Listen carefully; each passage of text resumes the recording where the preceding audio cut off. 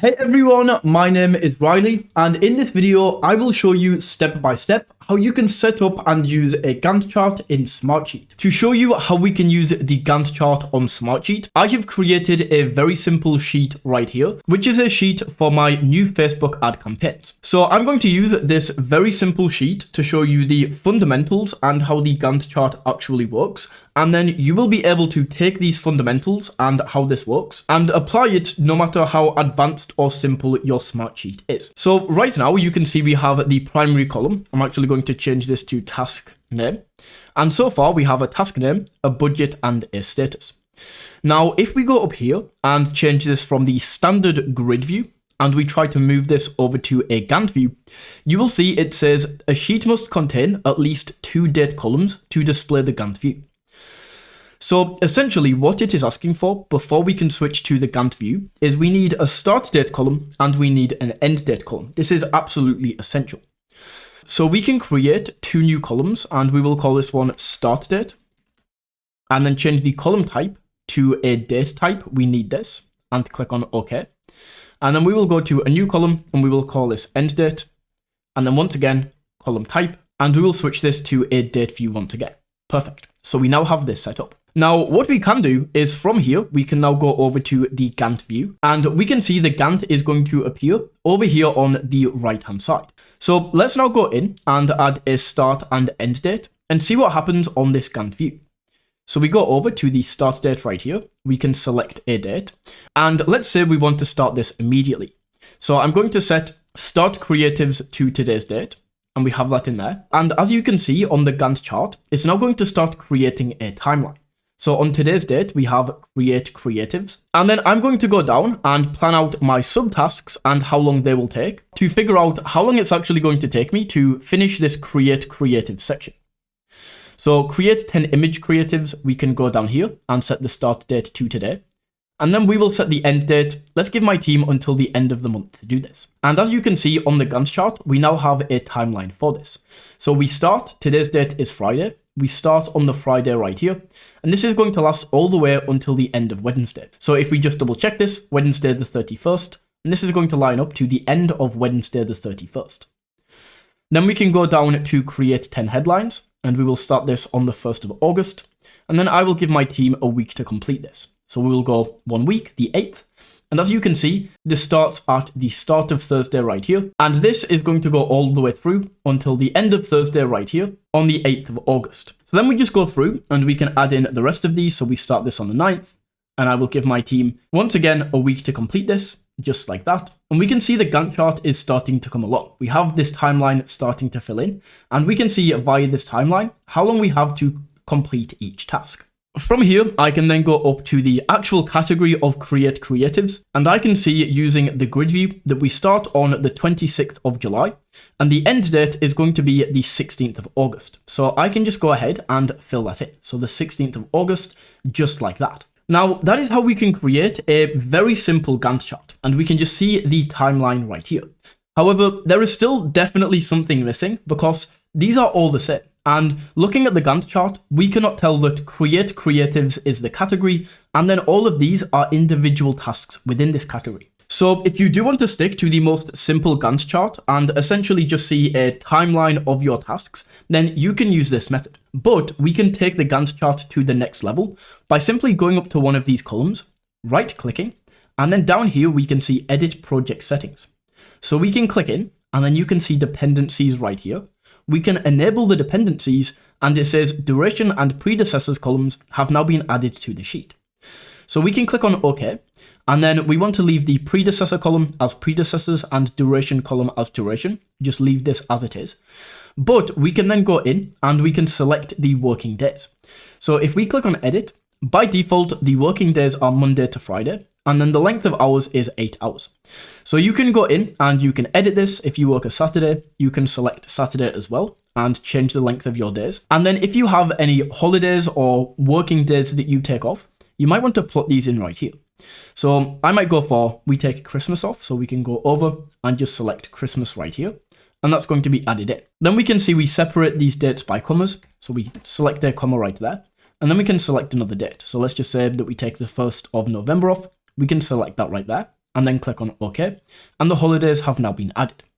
So once you have set that up, we can click on OK. And if we now take a look at our grid view, you can see we have these predecessor and duration columns. So column 6 I'm not using, so I'm just going to go ahead and delete this. And then I'm going to format these in the correct way, where we have all of these right here, just the same color. So on the grid, we can see the difference between the sections and the subsections within. So if we take a look at predecessors and duration, the duration right here is going to show us how long the task is going to take. So I can see that this task right here, we set this from the 26th of July to the 31st. This is going to take 4 days. This right here is going to take 6 days, and then overall 16 days, because this is the time difference between these. But look at this, and this is another cool thing that I want to show you. Because right now, these are all just basic tasks, and we don't have anything indented to show subtasks. These are all going to show up the same on this right-hand side. But if we have specific categories, what will happen if we indent these? So I can highlight all of these and indent to turn into subtasks right here, where we can collapse these. Look at this. This top image creatives has turned into this gray bar. So on the Gantt view, we can now see that we have individual subtasks right here in blue. And then we have the main category at the top, which is the start to the end right here. So now that we have predecessors and duration, and we have this more advanced Gantt chart up, look what is going to happen when I fill out my next test ad campaigns. What I'm going to do here is, of course, indent these first of all, so that I can now see that these are tasks within a category. What I can do is essentially ignore this main category at the top and just start filling in my subcategories, and then this will fill on autopilot. So if this is going to end on the 16th of August, I want to start the very next day. Actually, let's start on the Monday. So we start on the 19th right here. And then as you can see, because I have indented these and I tell it this is tasks within a category, this is going to fill in on autopilot.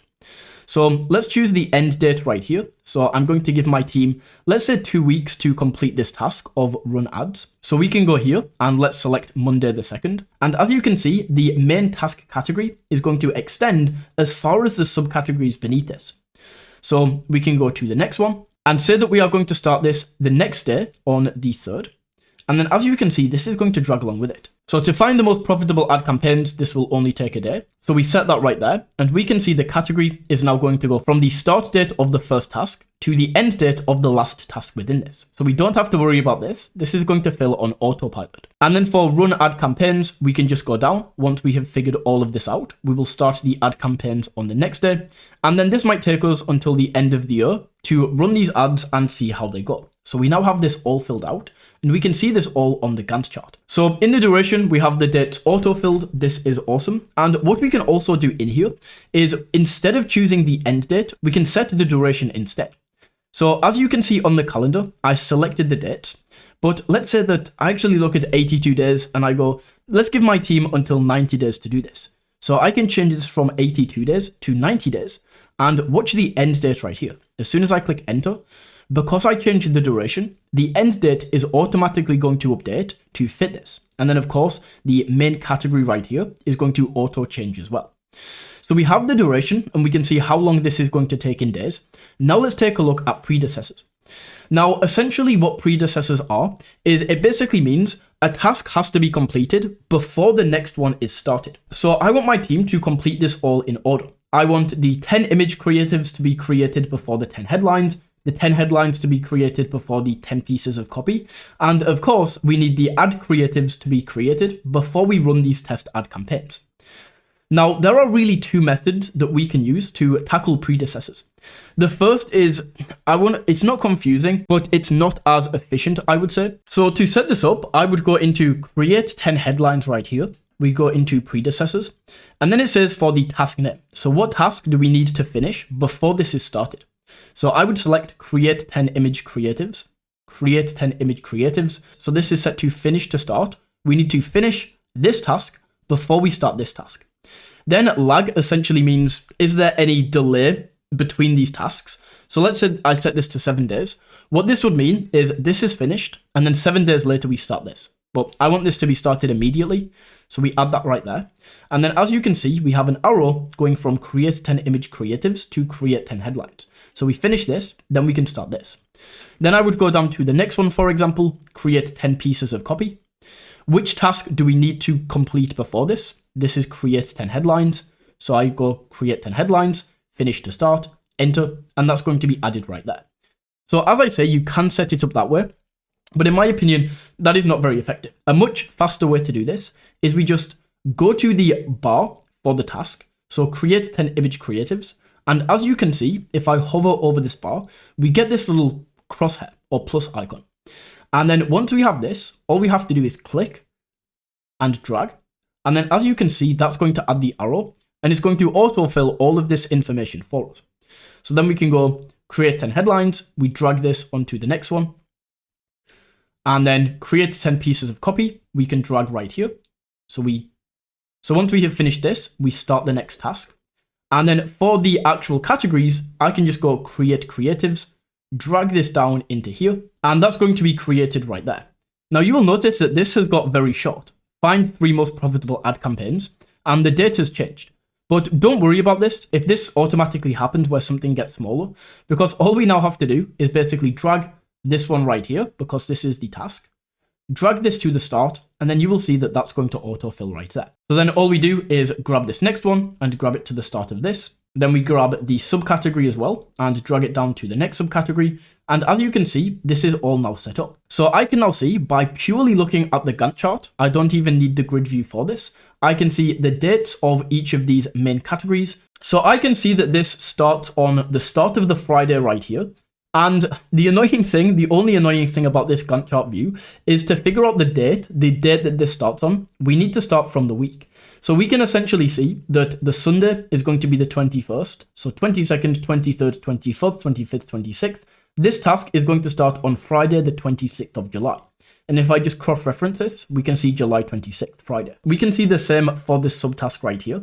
And this subtask goes from Friday the 26th all the way right here to the end of Wednesday, which is going to be the 28th, 29th, 30th, 31st. So Wednesday the 31st, and if we cross-reference it, we can see right here.